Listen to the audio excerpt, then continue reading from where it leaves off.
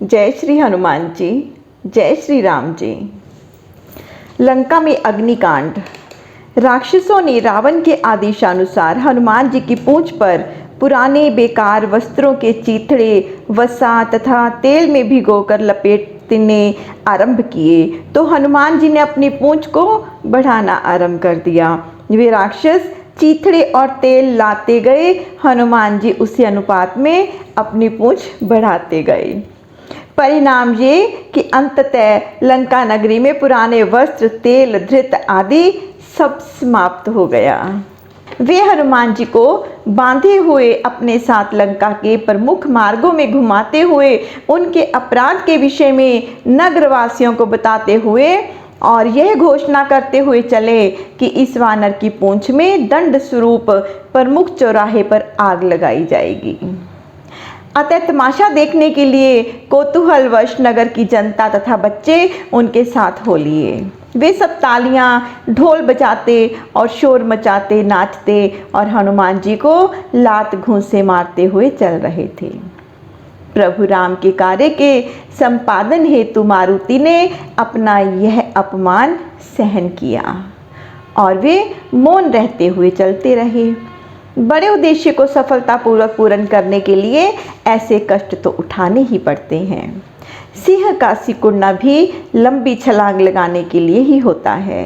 वे बेचारे नगरवासी तब यह क्या जानते थे कि हनुमान जी के रूप में साक्षात लंका का विनाश ही बंधा हुआ जा रहा है और हनुमान जी की ये शांति तूफान के आने से पहले की शांति है। प्रमुख चौराहे पर पहुंचकर दशानन लंकापति रावण का जय घोष करते हुए हनुमान जी की पूंछ में आग लगा दी गई, जैसे कोई अपने सौभाग्य व सुख शांति को क्रोधाग्नि में स्वयं ही जला डालता है।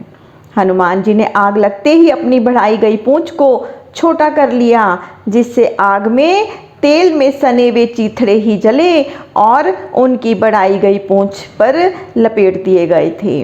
फिर जय श्री राम का घोष करते हुए उन्होंने अपने बंधनों को तोड़ डाला और इतनी भयंकर गर्जना करते हुए आकाश की ओर लपके कि लंका की गर्भिणी स्त्रियों के गर्भ तक गिर गए। सभी दिशाएं कंपायमान हो गई, आकाश और भूमि दोनों थर्रा गए।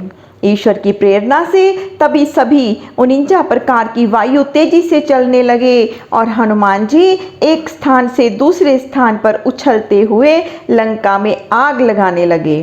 पवन देव का सहयोग प्राप्त हो जाने से वह आग तुरंत दावानल की भांति फैलती गई। हनुमान जी ने लंका के प्रमुख तथा महत्वपूर्ण स्थानों को जला डाला।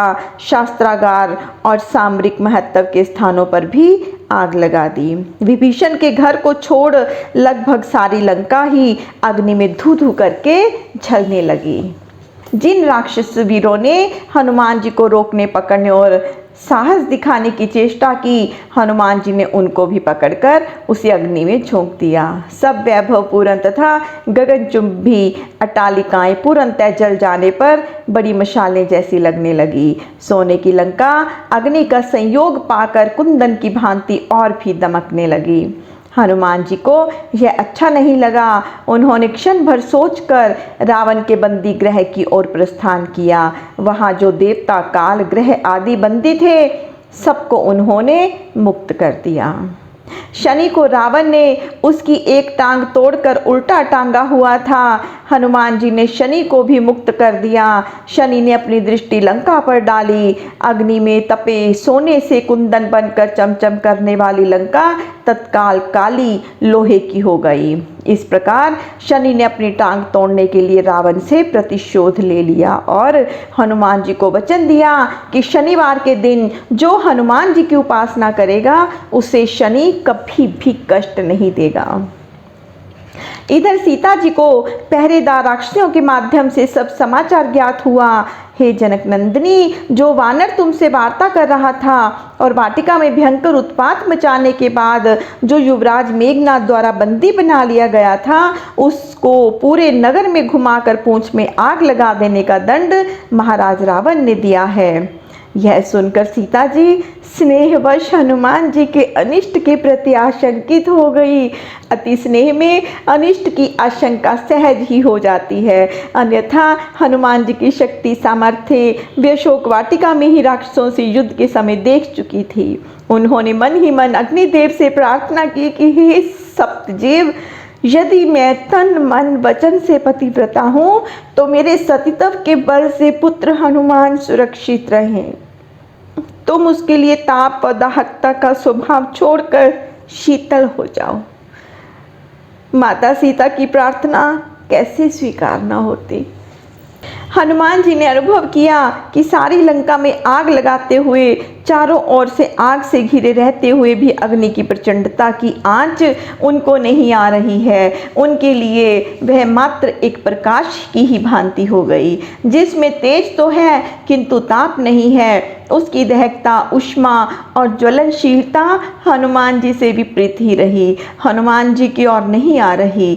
हनुमान जी समझ गए कि ये प्रभु राम की कृपा और माँ सीता के स्नेह की ही सुरक्षा की छत्र छाया का प्रताप है, जिससे अग्नि ने उनके लिए अपनी प्रचंडता को शांत कर दिया है।